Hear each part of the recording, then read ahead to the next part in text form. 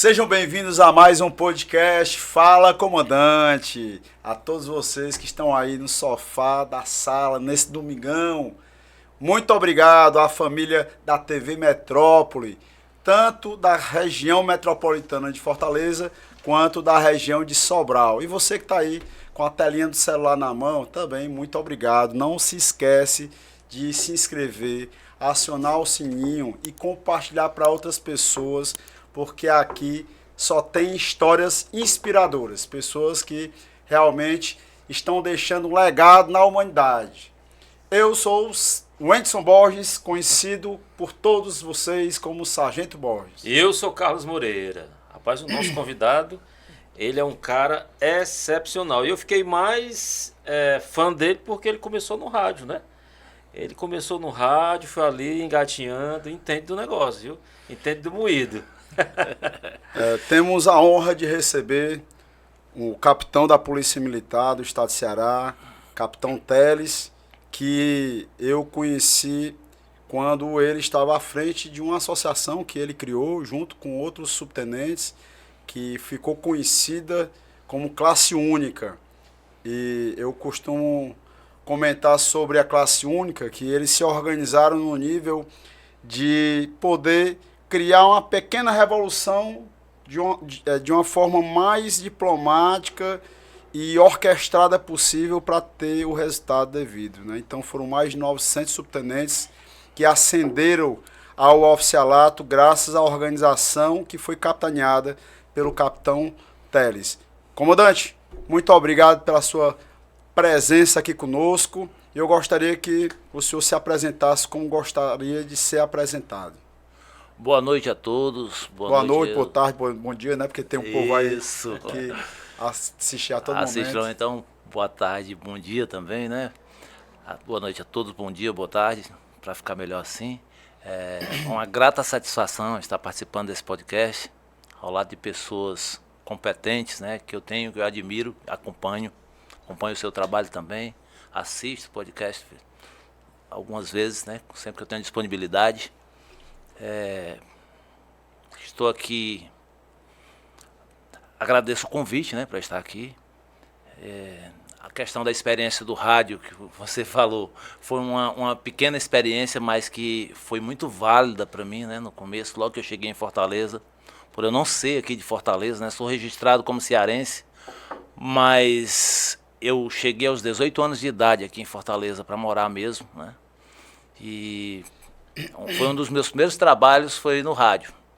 Rádio Primeira Capital de Aquiraz, trabalhei com J. Monteiro e Irando Vale num programa esportivo, onde eu tinha uma participação ali de 10 minutos, mas para mim era uma satisfação imensa de trabalhar, porque eu sempre fui fã dessa atividade. Que massa, foi inusitado, eu não sabia dessas suas atividades na rádio, mas o capitão Teles, ele vem de onde? Ele nasceu em qual cidade? Seus pais trabalhavam em quê? Como foi a trajetória até chegar na Corporação Polícia Militar? Então, se o senhor puder trazer um pouquinho das suas origens, para a gente poder entender como é que o senhor chegou. Eu sou filho de uma piauiense com cearense.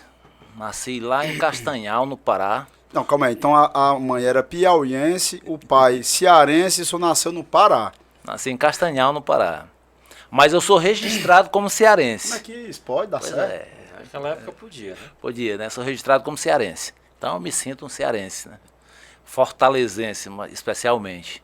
Então, meu pai, na época, nós somos uma família de 6 irmãos, né? E ele tinha uma ideia que no futuro, nosso futuro seria aqui no Ceará, né? Então por isso ele registrou a gente como cearense. Já como estou aqui. Previa, né? Previa que nós estaríamos aqui na fase adulta, né? E do planeta. E sou apaixonado por Fortaleza, pelo estado do Ceará, o estado e a cidade que me acolheu, né, que me deu um nome, né, assim, como pessoa, onde eu tive minha ascensão como pessoa. Então, eu tenho uma paixão imensa, eu me sinto realmente um filho da terra.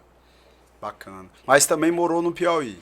Morei 12 anos no Piauí, morei de 6 anos até os 18 anos de idade, onde eu estudei, né, o ensino fundamental por lá, cheguei aqui em Fortaleza, continuei estudando. Qual a cidade lá do Piauí? Cidade de Capitão de Campos, é uma cidade que fica a 125 quilômetros de Teresina, certo? É o caminho. Você passou aí de Tianguá, é mais ou menos uns 130 quilômetros. mais próximo de Piripiri. É a cidade logo depois de Piripiri, no caminho de quem vai a Teresina.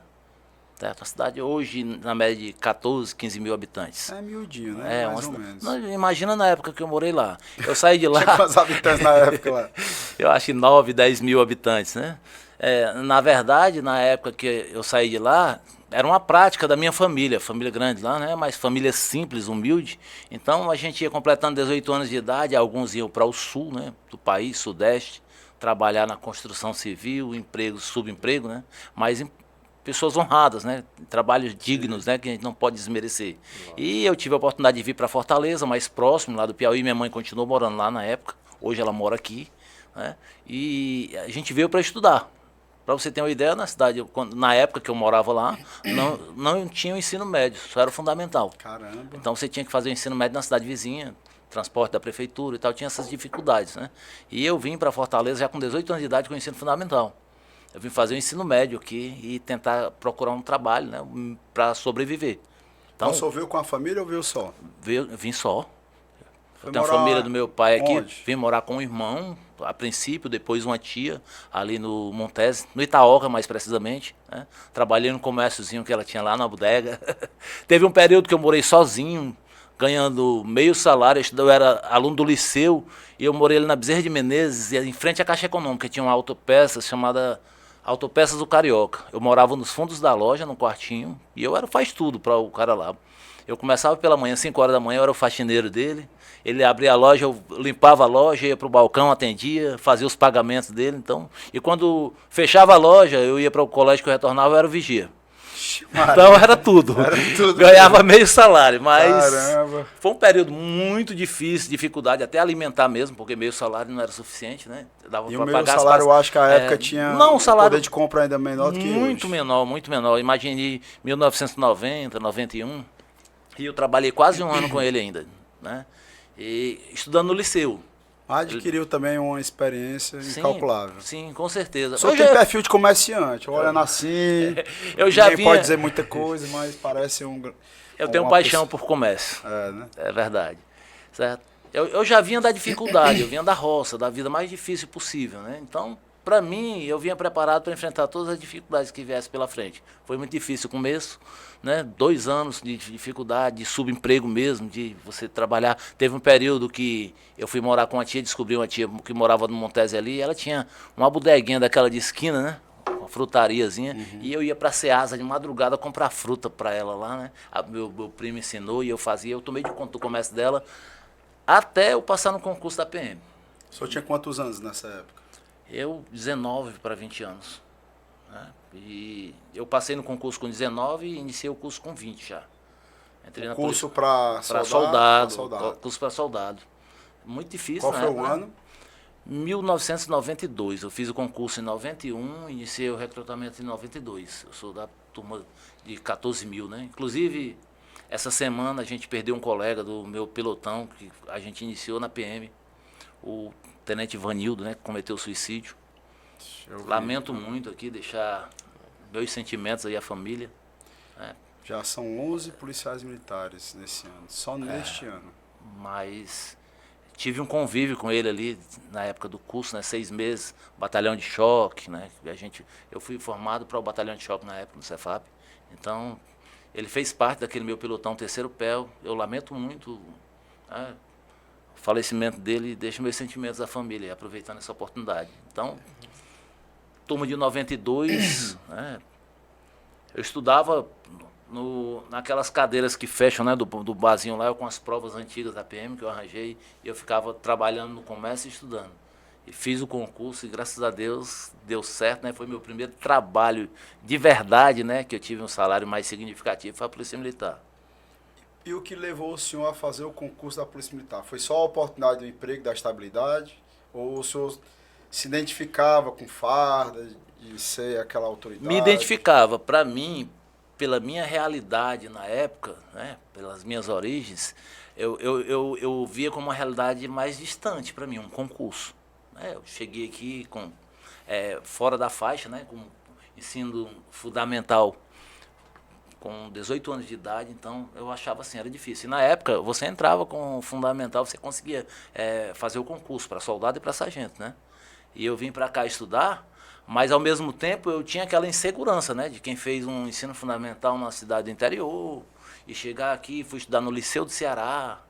Na época que eu fiz o concurso, eu estava concluindo o 2º ano do ensino médio, né? E eu fiz o concurso assim, sem ter feito um cursinho. Eu arranjei uma quantidade grande de provas antigas que sempre que eu abordava um policial, perguntava se ele não tinha, como era que eu conseguia, e fui juntando. E eu estudei, o meu primeiro concurso eu passei dessa forma, né? Nossa. E É o esforço, entrar, né, capitão? É o preço que a pessoa paga. Quem tem muito fácil não dá o devido valor e dificilmente tem conquista. Pois é. É muito difícil. Era um sonho, mas para mim, por incrível que pareça, era um sonho distante. E de repente, quando eu tentei, deu certo. No meu primeiro concurso eu passei, né? Daí foram 2 anos que eu passei como soldado, continuei estudando, né? Na época que eu iniciei o curso de soldado, eu estava fazendo o 3º ano, mas como eu era do pelotão de choque, 92 era muito exigido, às vezes a gente ficava até fora do horário, né? A aula se estendia pela noite, né? Começava pela manhã e estendia pela noite, devido a gente ser... manhã muito cedo, diga-se muito de passagem, cedo, né? Dá para se imaginar, né? E às vezes estendia pela noite e eu perdia a aula, né? Então eu fiquei naquele dilema, né?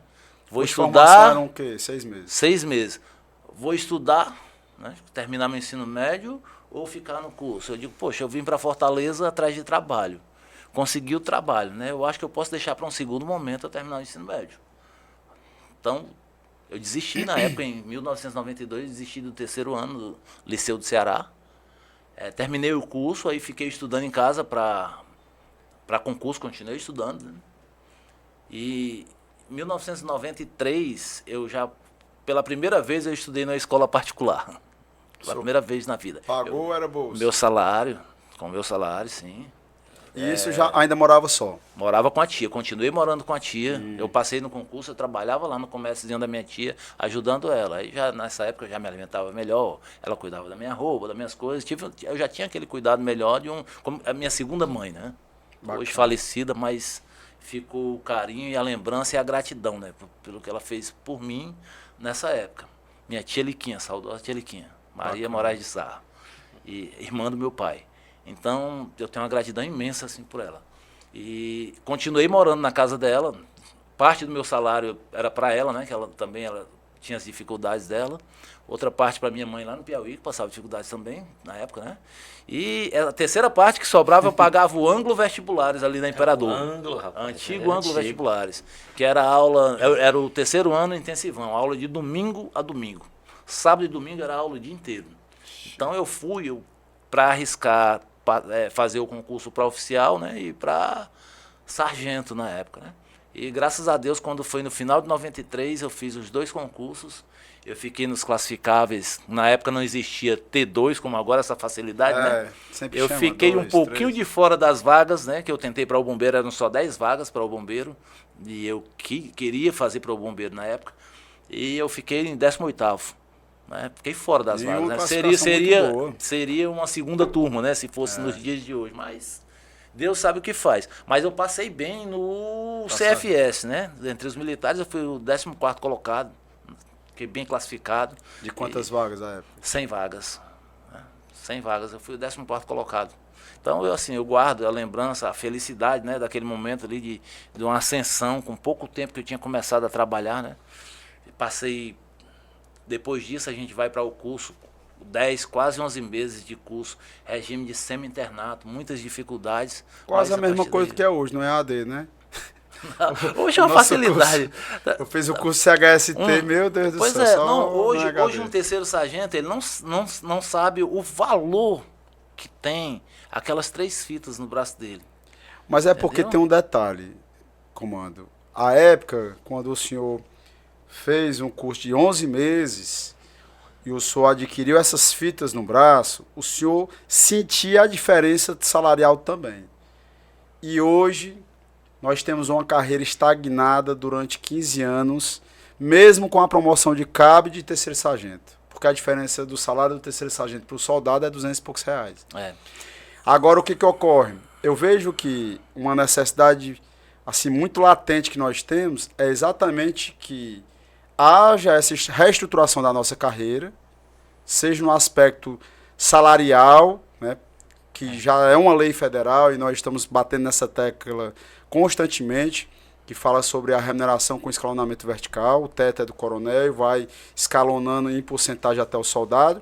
E aí, partindo dessa premissa que vai ter uma diferença financeira considerável para o cabo, o terceiro sargento e assim sucessivamente, inclusive é muito importante que nós possamos retomar o concurso interno para sargento. Sou um defensor ferrenho Tá da bem. formação do curso e formação Aí de é onde eu sargento. digo. E o concurso, principalmente. No caso, não concurso, mas sim uma seleção interna. Eu acredito que a seleção interna tem que acontecer, o curso presencial tem que acontecer, mas esse conhecimento que vai ser adquirido no curso, seja em 6 meses ou até mais, ele também tem que ser refletido financeiramente para esses profissionais. Porque não faz sentido. Ou seja, facilitou as promoções e praticamente achatou o salário da carreira. O problema também está aí.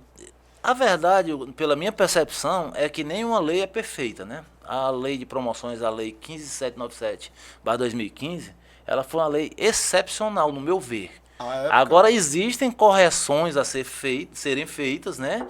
Que é para ser trabalhado ao longo do processo. Após, né, publicação da lei, a gente foi percebendo, foi, por exemplo, o caso dos subtenentes, que não contar essa história. que a princípio os subtenentes estavam de fora, né?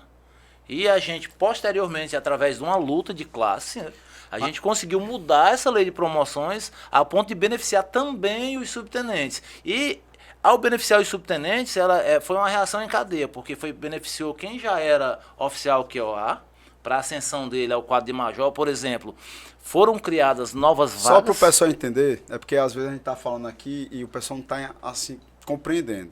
Para você entender, teve uma lei em 2015, que foi na época do governador Camilo Santana, em que todos os praças e oficiais, em tese, foram beneficiados. Soldado, cabo, sargento. Eu saí de soldado diretamente para terceiro sargento. Isso. Outros saíram de soldado para segundo. Eu acho que teve gente que saiu de soldado para primeiro. Isso. Alguns cabos já foram direto para ser subtenente. Então, foi assim, talvez a maior promoção da história do Brasil, de uma corporação militar estadual, tanto da PM quanto do bombeiro. Porém, a única faixa etária da carreira que não foi beneficiada em nada, em zero, não foi isso? Zero, total. Foram os subtenentes, que eram exatamente as pessoas que pagaram um preço maior anteriormente, passando na seleção interna. Ou seja, pelo mérito intelectual, eles tinham ascendido. Na verdade, sequer era uma seleção interna, era um concurso público, aberto ao público. Aí é aberto ao público, é verdade. Era concurso, porque os civis não tinha nem também vaga destinada a militar, não. Tinha uma proporção para militar e outra para civis, verdade, mas era um concurso aberto ao público. Então, a gente vinha de um concurso, no meu caso, eu vinha de um segundo concurso, que já era praça, né? Fiz o concurso para sargento, e chegou um determinado momento que a lei 15797 entendia que eu tinha o mesmo peso de alguém que tinha iniciado a carreira como soldado. Eu iria encerrar minha carreira como subtenente e, posteriormente, com a pequena mudança que teve, eu iria encerrar como segundo tenente na requerida. É uma promoção que você requer no final da carreira para você ser promovido numa graduação ou posto subsequente. Isso, é a título de reconhecimento pelos serviços prestados do policial durante a carreira. A promoção requerida, a ideia dela é essa. Que foi uma grande conquista. Uma grande conquista. Que tem um gargalo de tempo, de demora gigantesco. Eu peço ao excelentíssimo governador do estado, senhor Elmano de Freitas, que possa falar com o chefe da Casa Civil, com o comandante-geral da Polícia Militar e com todas as outras autoridades para rever a nossa promoção requerida com relação ao tempo, porque não tem, capitão, uma definição de tempo máximo para a pessoa poder, pelo menos, esperar em casa. Pelo menos depois de 6 meses, porque nós apresentamos uma proposta, deixar bem registrado, para à época, secretário de Segurança Pública, Samuel Elândio, que na proposta, com 3 meses, o militar aguardaria em casa e com 6 meses seria compulsória a promoção dele. Ou seja, você definiria o prazo para poder ser cumprido. Uma lei com prazo que é suficiente, porque a gente já conhece o fluxograma dessa promoção. Se for entregue todos os documentos, 6 meses é mais que o suficiente. E aí, é tanto que a gente apresentou essa proposta para negociar, na pior das hipóteses, 6 meses, aguarda em casa e depois, no máximo, 1 ano, pronto. 1 ano é o prazo máximo para você ser promovido. Inclusive, eu me encontro aguardando a publicação da minha promoção requerida, né? Eu dei entrada em setembro do ano passado. Mais de um ano já. Quando foi em novembro, chegou na Casa Civil e simplesmente de lá para cá não tramitou mais. 42 tramitações, passou por todos os setores, né? Foi aprovado, então necessita só da tramitação dentro da Casa Civil e é o gabinete do governador para ele assinar e ser publicado em Diário Oficial. Estou aguardando. Na sua opinião, capitão, existe uma burocracia por conta dessa morosidade, essa demora? Porque a gente ouve muitas histórias em relação a isso, né? O sujeito está preparado e pior querendo a falta de critério. Uns vai com menos tempo, outros com mais tempo. Não existe um critério definido. Na verdade, era para ser isso. Se existisse, talvez tivesse uma rapidez, né? Mais transparência. Mais transparência. Eu particularmente, me causou bastante ansiedade essa questão, porque eu tinha... A partir do momento que você dá entrada na sua promoção requerida, você começa a gerar uma expectativa, a fazer planos, né? Para o seu futuro, para a sua reserva. E o receio, porque é o que eu falei para o secretário Samuel Elândio. Secretário, esses policiais, eles não irão mais produzir igual o restante do efetivo. Por qual motivo? Por conta dessa ansiedade, ele se retrai a ir para uma ocorrência, a poder se expor, porque ele vai pensar o quê? Olha, se eu sobrevivi nessa carreira até agora, pode dar uma zebra de qualquer momento, eu ser alvejado, algo desse tipo. E já aconteceu casos de policiais militares do estado de Ceará que tinham dado entrada na promoção requerida e faleceram na época do Covid. Foram vários. E teve também pessoas que em ocorrência também faleceram. Inclusive naquela ocorrência que 3 policiais militares morreram na região de Quixadá. Então, infelizmente, essas pessoas elas estão padecendo por falta desses critérios objetivos com relação à nossa promoção requerida e todos, vou botar 90%, eles estão retraídos, eles não vão produzir mais. E no final das contas, capitão, eles vão receber o retroativo do mesmo jeito, ou seja, o custo para o Estado vai ser o mesmo. É o mesmo. Então eu estou penalizando essas pessoas de alguma forma e no final perde só o policial militar e a sociedade que vai ter uma pessoa que ela não vai estar apta a realmente ter o mesmo vigor como os demais que vai para a rua, porque ele já está pensando na família, ele já está pensando na aposentadoria dele e em várias outras questões que está afetando psicologicamente todos esses policiais. Eu confesso aos senhores que eu tenho paixão pela Polícia Militar. Sim, foi o trabalho da minha vida, né? Eu acho que os melhores anos da minha vida eu dediquei à Polícia Militar. De idade, né? De vigor físico, de saúde, de tudo. Eu dediquei do meu tempo. Abdiquei muitas vezes de estar ao lado da minha família para estar servindo a Polícia Militar, né? Protegendo a sociedade. Mas eu te confesso que a partir do momento que eu tomei a decisão de entrar de solicitar minha promoção requerida, que no nosso caso dos capitães, você não pode entrar na hora que quer, são vagas, inclusive a questão da antiguidade, né?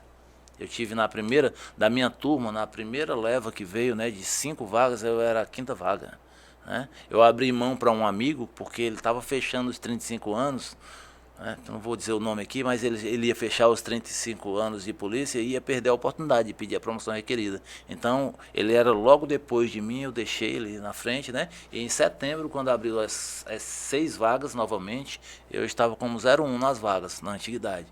Então, a partir do momento que eu tomei essa decisão, então eu comecei a gerar a expectativa da minha reserva, de estar perto da minha família, de fazer uma viagem, planos, né, os planos que a gente traça para a reserva. Você trabalhou a vida inteira e é hora de você receber o seu prêmio, de ficar livre, de viajar, de planejar, de estar perto da sua família, de vários planos que você faz. Então, quando passou a demorar, que eu não tinha essa expectativa que demorasse tanto, vai causando um certo desgaste em você, uma desmotivação, uma ansiedade. Você tenta, né, todos os dias se reinventar ali e criar uma motivação para você continuar trabalhando, mas não é fácil.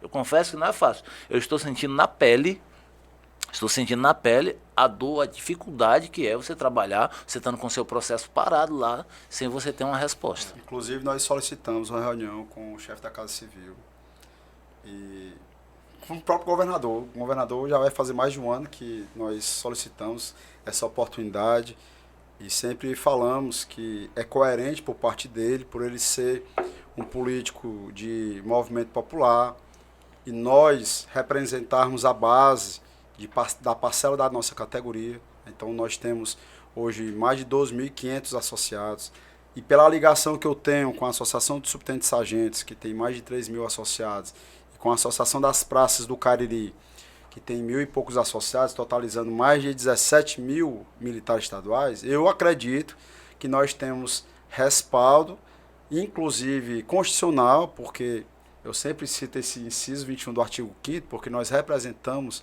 esses associados, de poder sentar com o governador e falar das nossas dores, porque ele não vai ter uma noção da realidade, da verdadeira realidade, muitas vezes ouvindo poucas fontes. Então é normal, né, que os grandes gestores eles também não tenham essa condição de compreender. E eu comentei quarta-feira passada no nosso simpósio, que fala sobre a regulamentação da Lei Orgânica Nacional, e eu aproveito mais uma vez a oportunidade de sugerir ao nosso governador que ele possa solicitar uma pesquisa na tropa para falar especificamente relacionada à carreira. Uma pesquisa especialmente também para as praças, e vamos voltar aqui os oficiais QOA, né? Para ter essa compreensão de uma insatisfação que existe relacionada à carreira. A carreira, quando eu falo, é a parte salarial da carreira. Eu enxergo, capitão, que o soldado da Polícia Militar e do Corpo de Bombeiros, um moleque de 19, 20 anos, que ainda não tem uma família estipulada, 20 e poucos anos de idade, normalmente ele vem de um salário, 2 salários. Então ele teve uma grande conquista de passar no concurso, ter estabilidade, se tornar uma autoridade. E o salário no início da carreira talvez não esteja tão ruim. Poderia ser melhor? Sim. Mas o que se torna realmente um salário que não é digno com a responsabilidade que ele assume ao longo da carreira é quando ele é promovido. A cabo, a terceiro sargento, a segundo sargento, a primeiro sargento, a subtenente. Você vai vendo que a diferença é tão insignificante que é imperceptível. Então, solicito, faço esse pedido, esse clamor ao nosso governador, que se ele não está tendo condições, né, de poder sentar com o sargento Borges ou com outras lideranças da tropa, que ele possa fazer a pesquisa. E aí fica algo imparcial. É verdade. Né? Mas, capitão, é muito importante que o senhor traga novamente o tema aí da classe única, porque teve essa lei em 2015 que os subtenentes foram os únicos que não foram beneficiados. Então, como é que foi essa sua luta juntamente com os demais para poder ascender ao oficialato? Na verdade, quando o governador Camilo Santana assumiu o governo, que ele começou a falar na lei de promoções, a gente esperava que ele tivesse um comportamento mais hostil com a Polícia Militar, até pela questão política daquele momento ali, né? E o governador chegou ali e propôs criar uma lei de promoções, né? Corrigir as distorções na carreira do militar. A ideia principal da lei era essa, tanto que o soldado subiu para segundo sargento, alguns a primeiro sargento, né? Teve alguns soldados que não tiveram a oportunidade, o prazer de ser cabo da polícia militar. Então, né? Mas ao mesmo tempo, contemplou muitos, a tropa quase que 100%, com exceção dos subtenentes. A minha decepção naquele primeiro momento... Que eram quantos a época? Eram mais de 900. Né? Mas por que incluindo Polícia Militar e Corpo Corpo de Bombeiros Militar. Por que foi que ficaram de fora, então? Quem criou a lei de promoções na época entendeu que a carreira do praça terminava em subtenente, finalizava ali, e que o quadro QOAPM, que é o quadro de oficiais vindo do quadro de praças, né, ele era uma exceção da lei ali, entendeu? Então, só através da seleção interna que você poderia ascender. Então, naquele momento, o que a gente observava? A lei dizia que um soldado com 7 anos de polícia ele poderia ir à promoção de cabo, e naquela época existia subtenentes com 16 anos na graduação e ele não ia a lugar nenhum. Então, era assim. E praticamente quase todos eram de escola de sargento. Pronto, principal. Quase todos estagnou. aqueles lá vinham do curso de formação de sargento, do concurso e do curso de formação de sargento, que era um curso de em torno de 10 a 11 meses, que você passava na escola em regime de semi-internato. Semi-internato, quer dizer, você morava no quartel, você ia para casa no final de semana, voltava no domingo à noite. Você saía na sexta-feira à noite, se você não sofresse nenhuma punição disciplinar, né? Que tinha a famosa dolorosa final de semana, naquela época era, SSD. era muito difícil pra gente, né? Mas fazia parte, né? Naquele momento ali. E você ia para casa na sexta-noite e voltava no domingo, quando ia. Né? Então, assim, não foi observado esse detalhe que a gente começou um grau a mais do que os demais. Então, a gente foi tratado naquele primeiro momento ali como que tivesse vindo de soldado. Se você tivesse iniciado a carreira como soldado, terminava em subtenente, pedia a requerida para segundo-tenente. Né? Então, para a gente, num primeiro momento, para os subtenentes na época, né, foi uma decepção muito grande, porque a gente estava na expectativa o que vinha de bom para nós. Teve uma reunião, eu participei da reunião ali no Colégio de Tiradentes, né, com os representantes da PM na época, e eu fiquei ali na expectativa. Ele veio explicando soldados, criaram terceiro sargento e segundo, que na época não existia, né, na lei anterior, e primeiro sargento e tal. Quando chegou em subtenente, aí eu indaguei a autoridade, né, e subtenente? O senhor não falou nada para subtenente? Ele, infelizmente, não tem nada para os subtenentes. Esse infelizmente é que lasca. Doeu na alma, doeu na alma, doeu na alma, sabe? Eu digo, sim, e aí? Não, mas a lei ela pode ser mudada a qualquer momento. Quando chegar na Assembleia Legislativa, que tiver lá nas comissões, nós vamos entrar com a emenda e vai dar certo. Aí eu me conformei no primeiro momento, né? E fui trabalhar junto com alguns amigos na época da minha mesma turma de sargento, a turma de 94, a gente trabalhando uma ideia, né, de uma emenda para a lei. E quando eu entreguei lá na Assembleia, por incrível que pareça, não foi colocado em pauta. Me causou uma revolta muito grande. E eu disse que a partir daquele momento ali eu ia encabeçar uma luta. Juntou-se eu e mais, na verdade eu e um colega, né, a gente ficou parado lá dentro da Assembleia, ali nas galerias, observando o movimento. E nesse caso, quando não foi colocado em pauta, foi na comissão, foi um gabinete, foi um... Eu não precisa, muita... não entre em detalhes, pois só para entender, porque são 46 deputados, né? Pois é. Nas comissões ali de Constituição e Justiça, estava então, sendo discutido, eu entreguei. Eu não quero entrar muito no mérito, assim, para não parecer um ataque, sabe?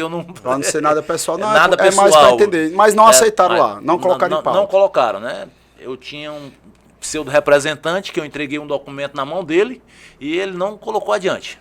Certo. Não levou adiante, né? Entregou do pessoal da turma dele lá, uma outra demanda, e a minha ficou de lado. Aquilo me causou uma revolta imensa, porque eu fazia parte do movimento, trabalhava ali, ajudei a eleger e tal.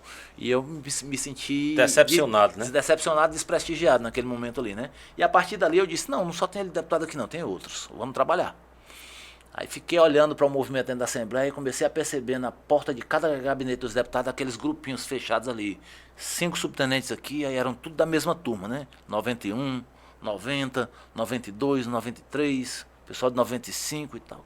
Aí eu comecei a olhar, um colega meu, Capitão Moreira, né? E a gente começou a mapear quem era a liderança de cada grupo daquela. Aí chamava, vem aqui. Aí os bombeiros lá chamavam mais um, vem você aqui. Então, a gente puxava só as cabeças, né? Que a gente percebia que existia, cada grupo daquele ali tinha uma liderança. E foi dali que a gente tirou os integrantes da Associação Classe Única. A gente, a princípio, era uma comissão. Aí nós juntamos o grupo, né? Quantas pessoas no começo? 12, desde o começo. 12 apóstolos? Sim, 12, desde o começo, 12. Tinha mais alguns que estavam em algum momento, sair e tal, mas a princípio 12, né? Nós conversamos, lá mesmo na Assembleia, a gente abordou o Coronel Prado, né? A gente reclamou da situação. O Coronel Prado, na época, era subsecretário de Segurança Pública, né? E nós reclamamos que a gente tinha sido preterido na lei de promoção. Ele disse, olha, a lei pode ser mudada a qualquer momento. Construam uma proposta para apresentar ao governador, uma proposta que contemple a maior quantidade possível de subtenentes. Ele mesmo deu a sugestão para a gente na época, né? Muito acessível, o Coronel Prado, né? E aquela ideia que ele deu para a gente ali, a gente começou a trabalhar. O que foi que a gente percebeu? A gente tentava contato com algumas autoridades para a gente construir uma proposta, né? E o modelo da nossa proposta, a gente se inspirou no que foi feito no quadro de praças. A gente queria, naquela época, que o subtenente que tivesse de 4 a 8 anos na graduação, ele fosse promovido a segundo-tenente, ele fizesse o CHO, né? E ao final fosse promovido a segundo-tenente. Quem tivesse de 8 a 12 anos seria promovido a primeiro-tenente. Quem tivesse de 12 em diante, que tinha até com 16 anos, ele iria direto a capitão. Mas teria que fazer o CHO também. Todos faziam o CHO e seriam colocados no devido lugar, né? Corrigindo as distorções na carreira dele. Igual acontecia com o restante. O que foi feito com os praças, é muito parecido com o que foi feito com os praças. Porém, ali era a nossa ideia, né? A gente estava jogando... Mas os oficiais também se beneficiaram, os QOPMs. Se beneficiaram, com certeza. Eu conheço um capitão que ele tinha assinado a amarelinha para ir para casa. Aí depois... já tinha protocolado, quando viu a questão da lei de promoções, voltou atrás, foi para casa como coronel. A verdade, o que aconteceu foi o seguinte, que para poder, depois da lei aprovada, a história é longa, né? Depois da lei aprovada, a lei 16.023/2016, teve que se criar mais vagas dentro do nosso quadro, mais de 200 vagas dentro da PM. Com a criação dessas vagas, lá no topo, por questão de proporção, teve que aumentar o último posto na época, que era o posto de major, que só eram 8 vagas na PM e subiram para 20. Então, muitos capitães da época, que já era capitão, foi beneficiado porque eles ocuparam essas vagas. E os que estavam logo atrás ali, aguardaram e hoje ocupam essas vagas. Então, todo mundo se beneficiou. Quem vinha do quadro de praça, os que é o APM, todos se beneficiaram. No Corpo de Bombeiros eram 4 vagas, 3 vagas, foi para 8. Hoje são 8 majores na ativa no Corpo de Bombeiros. Então, nesse caso, e tem um tenente-coronel agora. Tenente-coronel também, pronto. Foi uma conquista posterior, né, do quadro, mas assim, naquele momento foi uma vitória muito grande para a gente. É gigante. Então o senhor saiu de subtenente para capitão? Não. Aí foi nossa proposta, né? Essa foi a proposta. Foi a nossa proposta, porque a gente pediu de uma forma que na negociação não ficasse ruim. Às vezes, a gente toda semana, sim, vamos chegar até a associação para os senhores entenderem, né? A gente teve uma dificuldade imensa que quando a gente chegava com essa nossa proposta nas autoridades, normalmente porta na cara, porta fechada, porque era uma comissão. Aí a gente entendeu, o nosso grupo entendeu que a gente tinha que criar uma associação para a gente ter a representatividade. Olha. Certo? Então, foi naquele momento que a gente criou a Associação Classe Única. A lei era só o CPF, né? O CPF não dizia muita coisa não, tinha que ter um CNPJ, né? Então, o CNPJ, a Associação Vocês Classe Única. as associações à época? Procuramos algumas. Mas assim, a princípio foi criada uma animosidade porque a maioria das associações eram ligadas ao capitão, né? E a gente tinha criado uma animosidade com ele pela postura dele em relação a gente, ao nosso quadro. Então criou-se uma animosidade naquele momento ali, então dificultou a gente procurar a associação, porque a gente sabia que era ligada a ele. Então, naturalmente, a gente se afastou das outras associações, naturalmente, né? Então nós criamos a Associação Classe Única com o único intuito da gente ter representatividade para passar a ser recebido pelas autoridades do Estado. E foi assim que aconteceu. Após a criação da Associação Classe Única, onde a gente chegava, a gente era recebido. Daí o trabalho começou de verdade. Então a gente tinha ali na Associação Comunitária do Parque Rio Branco, ali próximo ao Colégio da Polícia, a gente se reunia às quartas-feiras, né? Convidava os subtenentes, toda semana tinha lá em torno de 30, 40 subtenentes que a gente trazia, vinha gente do interior do estado, para a gente trabalhar a ideia e ir mobilizando a classe de uma forma que a gente pudesse dar continuidade às ações que a gente fazia naquele momento ali para fazer a coisa acontecer, né? Então, chegava muitas vezes lá subtenente, né? E a gente começava a falar da proposta que a gente tinha construído. Ele falou, você é louco, não vai acontecer, não tem condições. Por que não pede só para habilitar e quando for aparecendo vaga a gente vai sendo promovido e tal? Isso aí está atrapalhando a gente, porque estão pedindo demais e não vai acontecer nada. Eu, calma, calma. Quem pede pouco merece menos ainda. A gente tem que pedir de uma forma que quando o governo for negociar, que ele não vai dar o que a gente quer, fique bom. E foi o que aconteceu. E como é que ficou no final das contas? No final das contas... Depois de quanto tempo de luta? Mais de um ano. Mais de um ano. Mais de um ano, a gente lutando, batendo de porta em Já porta. tinha acontecido as promoções, né? Já tinham acontecido as promoções. Porque as promoções foram em dezembro de 2015. Em um primeiro momento, foi um constrangimento imenso para quem era subtenente, porque todo mundo dentro da PM foi promovido naquele momento ali. Menos vocês. Aí o pessoal chegava, tu foi promovido aqui. Aí para você explicar, não fui promovido. Mas por quê? Tu está respondendo alguma coisa na justiça? Tu está impedido por quê de ser promovido? Não, é porque a lei realmente também... Mas por quê? Aí essa resposta eu não tenho.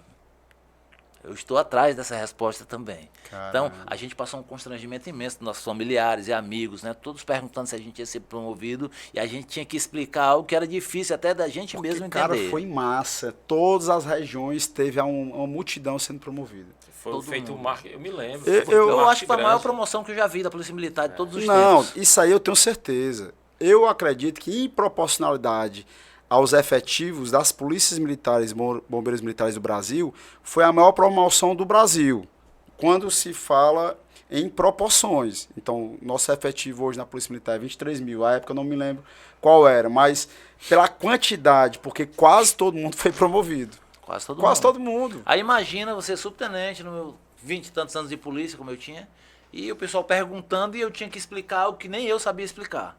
Por que eu tinha ficado de fora, né? Então a gente estava atrás dessa resposta. E o nosso movimento ele foi organizado. A gente foi, com o passar do tempo, graças a Deus eu consegui trazer para perto de mim pessoas competentes, né, compromissadas com a causa, estrategistas que a gente pensava cada passo naquele momento, porque a gente não podia confrontar a pessoa, a autoridade que a gente ia ter que pedir a ele. Como é que eu vou bater para depois pedir? Então, a nossa ideia naquele momento ali era a gente trabalhar no campo das ideias e com o poder de convencimento e persuasão para a gente ter a conquista, sem precisar afrontar a autoridade que estava lá, que era o governador Camilo Santana, que tinha feito algo grandioso pela Polícia Militar naquele momento. Como é que ele era o cara que tinha dado o maior presente que a Polícia Militar recebeu durante os meus 33 anos de polícia, foi o que eu vi, foi aquele momento ali, e eu ia ser o cara que ia bater no governador? Não, de forma alguma, ou o meu grupo? Não.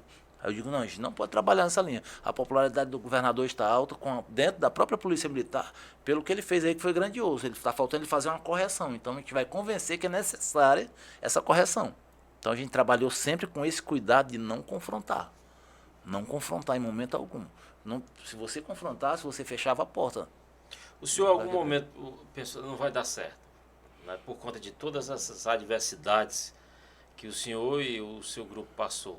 Em algum momento você disse, não, pessoal, aqui não vai dar certo, vamos parar, mas não. O senhor... Honestamente, eu acreditei o tempo todo porque eu não desisti. Né? Então, assim... O senhor foi um dos raros que acreditou do começo ao fim. Do começo ao fim, entendeu? Em determinado momento que... O que ele fazia acreditar tanto nesse movimento aí para dar certo? A forma que estava sendo feito. Com estratégia. Entendeu? Com estratégia. Por exemplo, algo que foi diferenciado que a gente fez... A gente mapeou as autoridades que tinham influência sobre o governador, autoridades políticas, dentro dos órgãos, dentro das instituições do Estado. Na época, a controladora, a doutora Socorro França, a gente pediu uma reunião com ela, aí fomos lá conversar e tentar bem acessível, né? Muito acessível, muito. E ela recebeu a gente muitíssimo bem, disse que era solista a nossa demanda e tal. Então a gente foi fazendo esse trabalho de formiguinha, presidente da Assembleia na época, dezembro, porque recebeu a gente foi...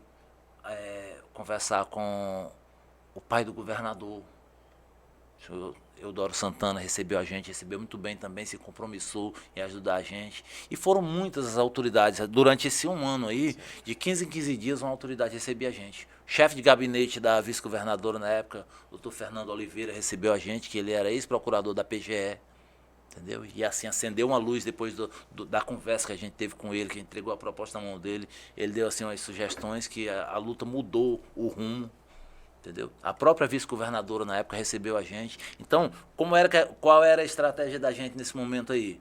Cada autoridade dessa que recebia a gente que a gente colocava a mão no ombro, tirava a foto, entregava a nossa proposta, essa foto ia para a rede social.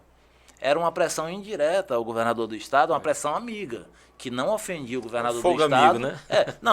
A gente não ofendia o governador do estado, mas ao mesmo tempo a gente cobrava de uma maneira muito inteligente, a gente cobrava o governador para ele dar uma resposta a gente. E buscando só justiça, né, capitão? Justiça. Era uma questão que o governador, nem o governador talvez entendesse esse detalhe da lei. Não entende. Não tem como. O estado é muito grande, não existe só polícia militar, não existe só bombeiro militar. E nós estamos falando de um detalhe dentro da corporação. Pois é, você está falando de um detalhe dentro da corporação, de uma máquina imensa que é o Estado. Então a gente tinha essa compreensão. Que muitos da própria corporação também não tinham interesse em vocês, né? Então, na causa de vocês. Então a gente tinha essa compreensão que era muito complexo, que a gente era ali uma gota d'água no oceano. Então a gente tinha que trabalhar muito bem para poder fazer a coisa funcionar. Então, quando a gente convidava uma autoridade dessa, a gente era recebido por uma autoridade dessa daí, a gente fazia a foto, jogava na rede social, chegava, sabe? A gente sabia que chegava na Secretaria de Segurança Pública, chegava no gabinete do governador, então era aquela pressão amiga, cobrando uma resposta. Mesmo que aquela autoridade, naquele momento, dissesse que ia ajudar a gente, não fizesse nada, ela já tinha feito, só emprestar a imagem dela para a gente, já tinha um efeito. A gente sabia disso, tinha consciência disso. Fora isso, a gente tinha mapeado todos os subtenentes dentro do estado do Ceará. Quando o governador, eu sabia a agenda do governador, e quando ele ia para qualquer cidade no interior do estado, chegava lá o subtenente com o netinho dele no braço, o filhinho, e a esposa perguntava por que todo mundo foi promovido e o esposo dela não. Por que todo mundo foi promovido e meu pai não? Então, para onde ele ia, um subtenente tinha a missão a cumprir lá no interior do estado. Então a gente foi trabalhando dessa forma. Era uma forma que a gente, em momento algum, a gente afrontava o governador. A gente lembrava dele que isso tinha que ser corrigido. Quando foi que ao aconteceu? contrário, né? Queria tocar o coração dele, né? Tocava com esse, no coração. com esse tipo de sentimento e de abordagem. Pois né? Para ver a diferença do que é uma luta estratégica, né? Você pensar a luta antes de você executar. Você não fazer as coisas de forma inconsequente e de repente algo que é possível você tornar impossível. Não é verdade? E a vitória veio quando, capitão? Qual foi a época e como é que ficou? Trazendo o exemplo que o senhor tinha falado da proposta. Então, vocês tinham apresentado uma proposta, como é que ficou a realidade e qual foi a época? Na época a gente teve o apoio de um deputado estadual, deputado que estava na base do governo, hoje é o prefeito do Eusébio, deputado Bruno Gonçalves. Ele é prefeito do Aquiraz. Do Aquiraz, isso, do Aquiraz. Prefeito do Aquiraz. É o pai dele que é o prefeito do Eusébio. Pronto. Boa correção, obrigado. Tá tudo em família. Tudo em família. Pois é. Mas na época o deputado Bruno Gonçalves, ele sensibilizou-se, né, com a nossa situação, abraçou a nossa luta.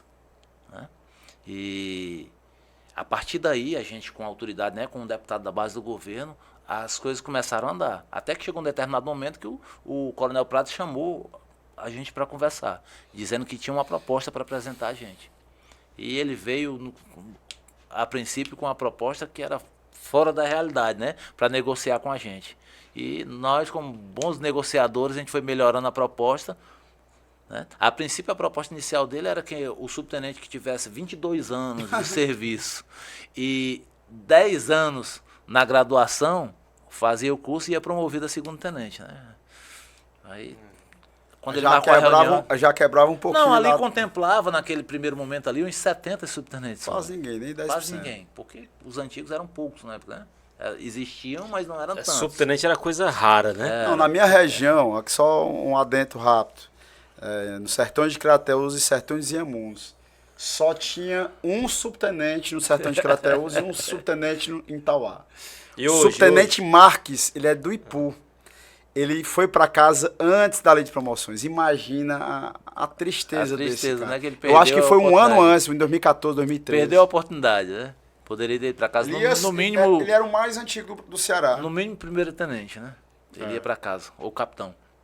Então, quando o Coronel Prado ofereceu isso, a gente disse, Coronel, isso aí não vai contemplar os anseios da classe. Tem que melhorar essa proposta. O senhor trouxe uma proposta maravilhosa para o senhor está oferecendo uma para a gente que é dolorosa só de ouvir.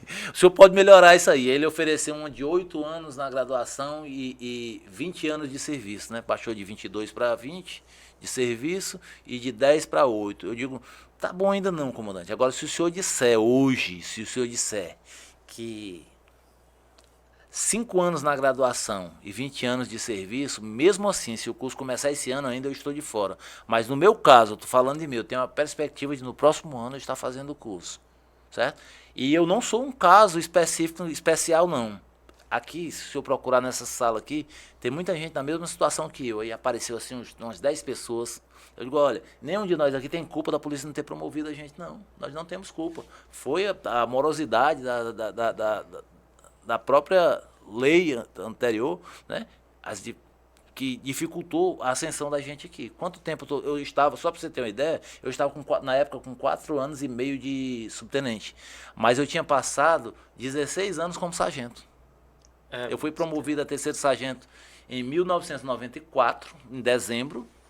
Em 2001, extinguiram o segundo e o terceiro sargento, todo mundo passou a ser primeiro, então não foi bem uma promoção, foi uma regularização do quadro ali. Aí eu passei a ser primeiro sargento e eu fiz o curso de habilitação a subtenente em 2006 e vim ser promovido a subtenente em 2010. 2010, olha aí. Só habilitado eu passei 6 anos. Não, 6 não, 4 anos. 4 anos. 4 anos habilitado. Entendeu? Imagine só a dificuldade que era a lei anterior. Então eu não tinha culpa se eu era subtenente naquele momento, com pouco tempo de subtenente, mas eu tinha muito tempo como sargento. Muito, 16 anos como sargento. Entendeu? Então eu expliquei isso aí na hora lá para o coronel, ele disse, não, vamos considerar, vou colocar 5, vou levar o governador. Resumindo, foi decidida pela melhor proposta, né? O subtenente, quem já era subtenente antes da lei de promoções, da 15797/2015, foi contemplado. Foi para o CHO, quem se encaixava no critério de 5 anos na graduação e 20 anos de serviço, foi para o curso e foi nomeado segundo tenente ao final do curso. Então, assim, foi excelente para a gente, né? Foi muito além da expectativa de muita gente, que nem acreditava da própria classe. Então, foi assim, a primeira turma da gente deu 355, salvo engano, só de PM. Olha só. Contando com os bombeiros, dava uma turma de mais de 500 alunos na AESP fazendo o curso de oficial. Foi, assim, acho que uma vitória maciça da gente, assim, histórico. Eu acho que daqui a 50 anos vai ter alguém contando essa história ainda. Porque foi algo, assim, muito, muito especial. E o senhor continuou com a associação ainda durante mais um período? Eu Sim. me recordo do senhor em 2019. Pronto. Na verdade, o que aconteceu foi o seguinte, como a gente criou a associação para ter a representatividade e resolver essa causa especificamente, quando terminou, os próprios colegas assim foram debandando, cada ano, porque a luta foi dolorosa para a gente. Então, todo mundo saiu ferido no final dessa guerra, entendeu? Então, alguns foram transferidos, né? Ganhava gratificação, foi para outro lugar. Então, a galera, naturalmente, todo mundo correu para a sua vida particular para reorganizar. Foi o meu caso também. Entendeu? Diminuída ali, desacelerada, para poder reorganizar a minha vida, que estava uma bagunça, né? Porque eu abri mão de tudo, me afastei das minhas coisas, das minhas atividades particulares para poder ir para a luta. E para mim foi muito difícil. Eu era gratificado, era do batalhão de choque, estava já há 10 anos no batalhão de choque, na segunda passagem, que eu tenho mais de 15 anos de batalhão de choque, né? Na primeira vez passei em 5 anos, e dessa segunda eu passei 10 anos, né? E quando eu terminei o CHO, né, eu já segundo tenente, eu não retornei para o batalhão de choque. Foi o período que eu fui trabalhar no BPRE. Trabalhei até ano passado no BPRE e hoje eu me encontro no 21º Batalhão. O antigo 6º Batalhão, para quem lembra aí, né? Lá no Cruz de Esperança, mas estou feliz por lá. E cheio de esperança. Pronto, cheio de esperança aí da publicação da minha requerida. Né? Vai acontecer. Se Deus quiser. Agora a luta é essa, né? A luta é essa. Expectativa. Mais um. Então, assim, muita gente não tem noção de como se deu. Eu até lhe agradeço a oportunidade de estar aqui, poder falar para tanta gente, assim, né?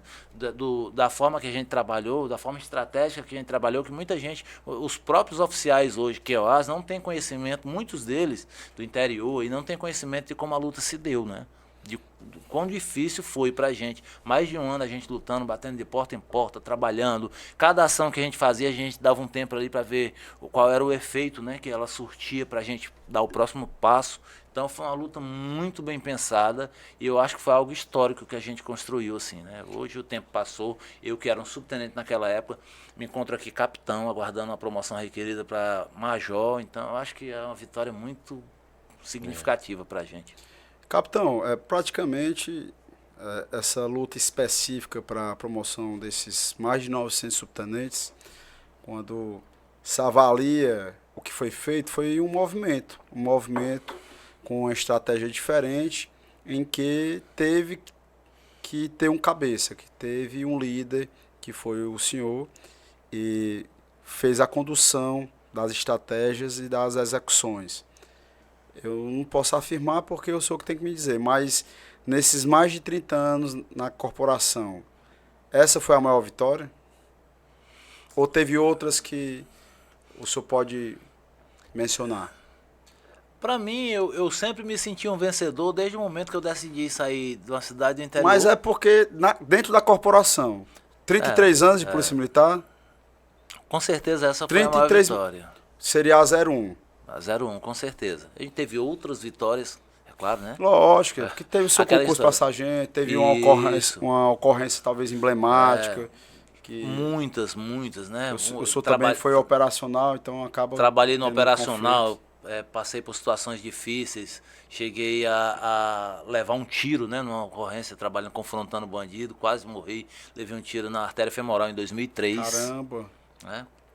Inclusive, estava de folga, né, e me deparei com um assalto num local de lazer. Foi promovido por bravura, não? Não fui. Na Mas verdade, cabia. na verdade foi bem mais difícil que isso aí, porque o cidadão tentou assaltar um conhecido meu, um colega meu, assaltar uma moto, eu estava no local, eu tentei intervir, né? E a princípio eu tentei negociar com o bandido para ele se render. Eu tinha uma autoconfiança imensa, assim, porque era o auge da minha operacionalidade, 2003, né? Vigor físico, tudo, ali, muita ocorrência, atendendo, tudo dava certo, tudo... Né? Aquele seu melhor momento da operacionalidade, né? E eu muito confiante, eu tentei negociar com o bandido, ele é abrigado atrás de um poste, eu atrás de um coqueiro, né? No momento que eu tentei abordar, ele se abrigou e eu também, né? E eu tentei negociar com o bandido para ele se render. Eu estava ali no momento de lazer e eu não queria, né? Assim, na minha mente, se ele se rendesse ali, eu ia voltar para minha atividade, para minha diversão, né? Não estava bebendo nada, era um jogo de futebol e tal. E eu comecei a negociar com o bandido, já estava assim com 4 a 5 minutos eu negociando com ele. E num determinado momento ele simulou que ia se render, que ia colocar a arma no chão, né? Que ia atender, que eu estava tentando convencê-lo que não fazia sentido a gente confrontar, que se ele se rendesse eu ia preservar a integridade dele, ele não ia ser agredido, ele não ia, entendeu?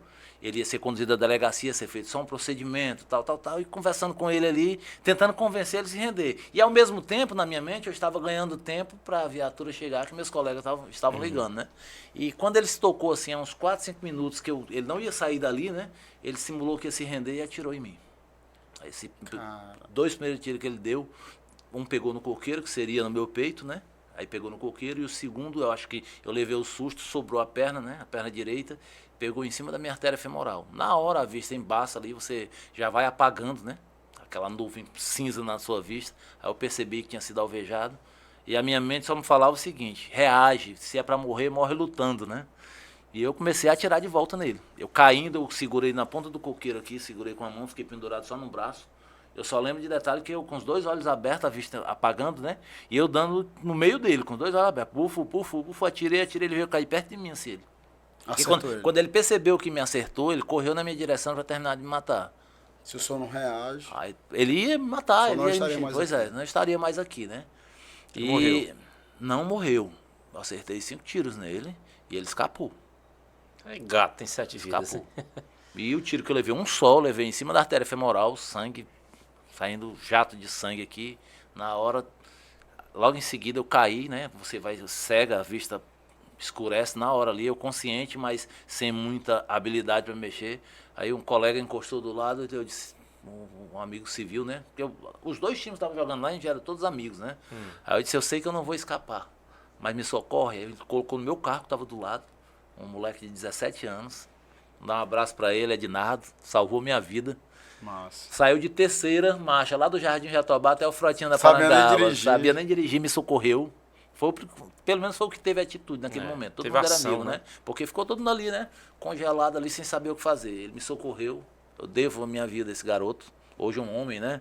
Caramba, Mas que era um bacana. garoto na época. E eu fui socorrido para o Frotinha da Parangaba, cheguei lá desacordado total, me reanimaram. De repente eu me vejo numa maca assim, ó, eu apaguei, né? Na saída lá do campo eu apaguei, zerei, né? Aí de repente eu estou numa maca e eu vendo o teto do hospital passando assim, né? Eu cheguei no hospital, graças a Deus, aqui eu vou me salvar, né? Mas na verdade eu já estava saindo, eu tinha sido reanimado e estava sendo colocado na ambulância para transferir para o Frotão, que era grave, né? Caramba. Parada cardíaca no caminho do Frotão e tal, mas Deus me deu a oportunidade de continuar, né? Tô aqui, graças a Deus. Rapaz, Ficaram sequelas desse tiro, nunca mais eu voltei a ser o mesmo policial, né? Joelho, problema de joelho, passei a ter, porque foi uma lesão neurovascular, não foi só a lesão vascular, né? Teve uma lesão nervosa também. E esse elemento ainda Nunca mais. O tempo passou, né? Graças a Deus, se ele é vivo ainda, eu acho que ele me esqueceu. Passaram muitos anos aí, eu só tenho gratidão a Deus, né, pela oportunidade de eu ter continuado, né, de eu estar aqui hoje, né. Nada disso, essas histórias que eu contei até agora teriam acontecido, porque foram posteriores a esse fato, né. Então, nada disso teria acontecido se Deus não tivesse a oportunidade de sobreviver naquele momento ali, né, um momento tão difícil que eu passei. Eu acho que foi um dos momentos mais difíceis que eu passei dentro da instituição. Não tenho nem dúvida disso, Pois porque foi assim, uma ocorrência dessa de levar um tiro na femoral. Eu costumo dizer, hoje eu tiro vez por outra, né? Eu estou tirando serviço aí de supervisor lá no batalhão que eu trabalho, e eu converso com os policiais mais modernos, né? Turminha aí de 2 anos, 3 anos de polícia, e eu digo que eu vivi a polícia intensamente, sabe? Operacionalmente, né? Administrativamente, socialmente, né? De todas as formas, e politicamente, por que não, né? Vivi a polícia de todas as formas, eu nunca fui só mais um na multidão, eu sempre fui aquele cara que, eu fui frente, eu nunca aceitei ser cauda, eu sempre fui cabeça, por onde eu passei, graças a Deus, sabe? Massa demais. Maravilha, cara, bacana. O senhor veio concluir o podcast assim com chave de ouro, viu? Essa sua última história aí foi extraordinária.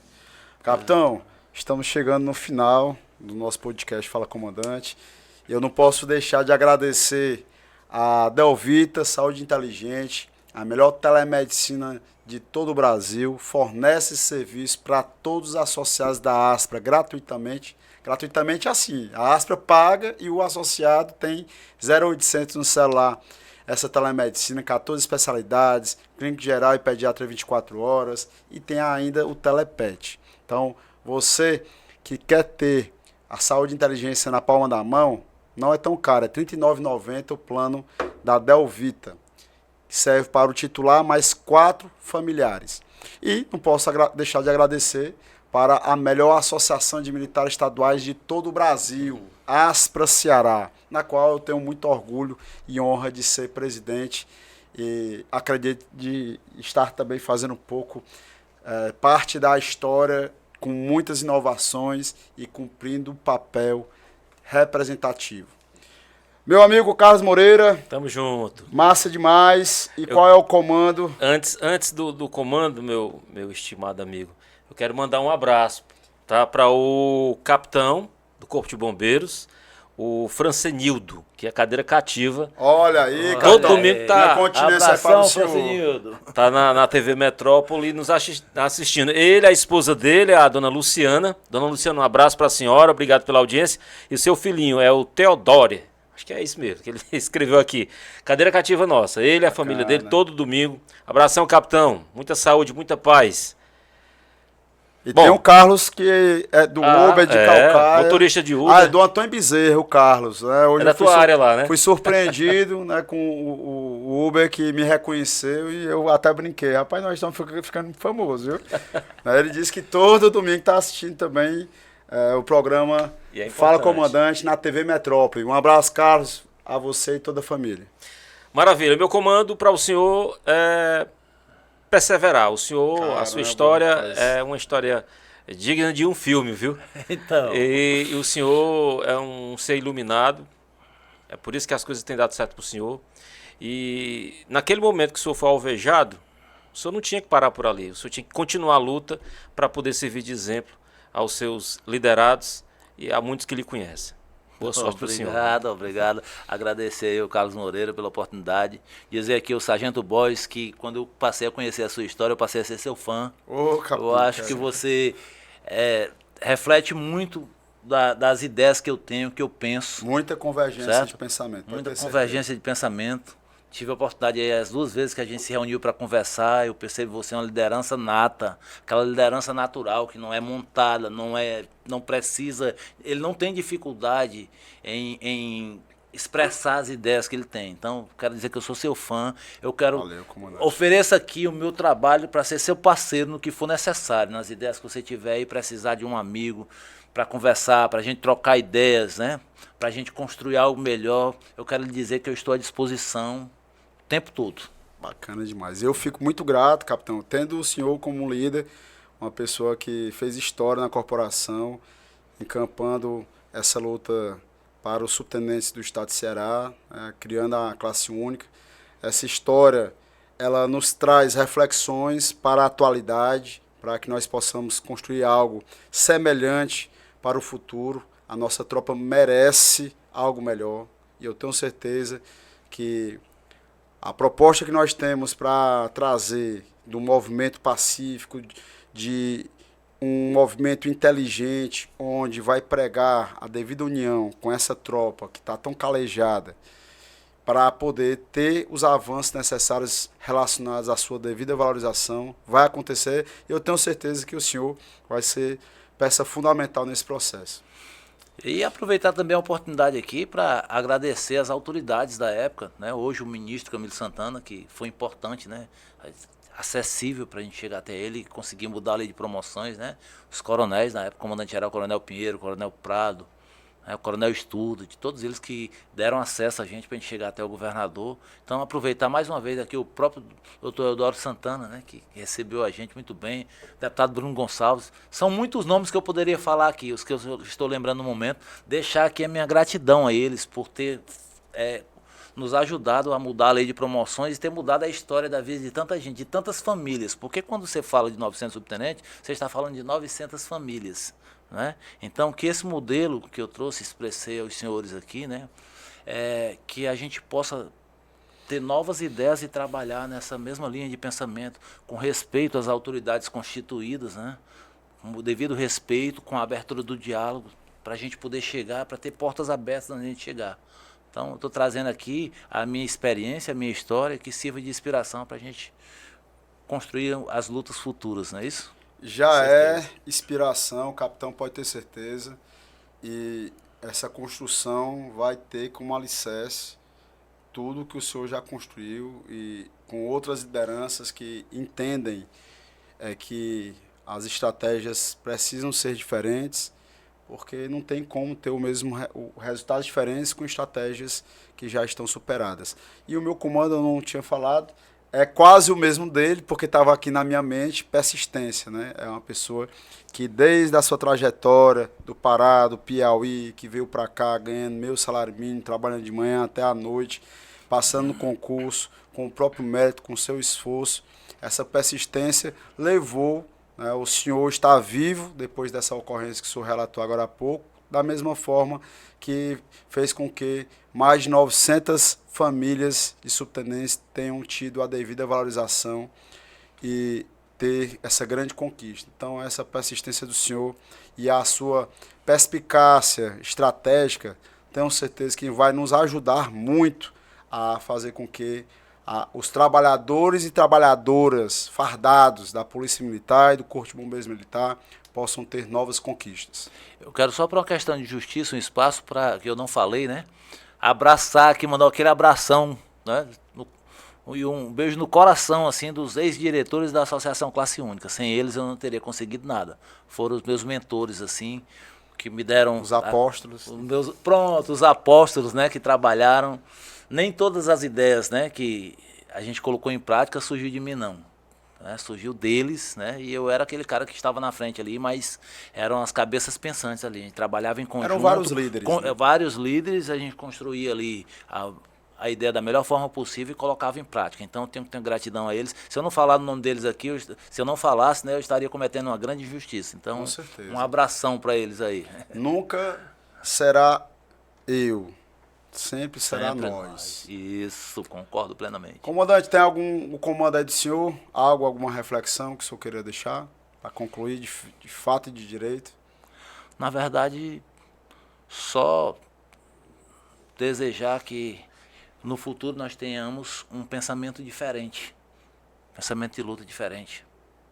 Porque o que está aí não nos agrada, certo? Da forma que está, que as coisas andam, não nos agrada. Não adianta criar animosidade com quem está lá no executivo, que distancia a gente das conquistas. Então, que as nossas novas lideranças, quando eu olho para você, eu vejo uma liderança com possibilidades futuras, que o pensamento seja estratégico de forma que você não confronte quem você vai pedir, quem está com a caneta na mão, certo? Então, que a gente possa construir. Eu vejo a Polícia Militar hoje carente de liderança política, muito carente, porque as lideranças que nós temos hoje, eu tenho que ser sincero, elas trabalham de uma forma que se capitalizam politicamente, mas distanciam a tropa das conquistas. Então, a gente tem que mudar essa ideia para a gente construir algo melhor. Tem que trabalhar de forma estratégica, que a gente não precise confrontar quem a gente vai pedir, porque nós não temos o poder de mudar quem está lá no executivo. Só a Polícia Militar e o Corpo de Bombeiros não tem o poder de mudar o chefe do executivo. Você tem que ter o poder de, você tem que ter a capacidade de conversar com quem estiver lá. Esse é meu pensamento. De uma forma que você consiga chegar e conversar com o devido respeito, certo? E criar parceria, aproximar o chefe do executivo da tropa. Essa é a melhor ideia. Porque hoje existe um distanciamento devido a essa animosidade que foi criada, é o meu ver. Então, no meu pensamento, a nossa nova liderança, as nossas novas lideranças têm que ter um pensamento diferente. Que a gente possa trabalhar de formas que a gente consiga se aproximar do governador do estado e trazer as conquistas. Sem precisar confrontar, sem criar animosidade e sem dificultar.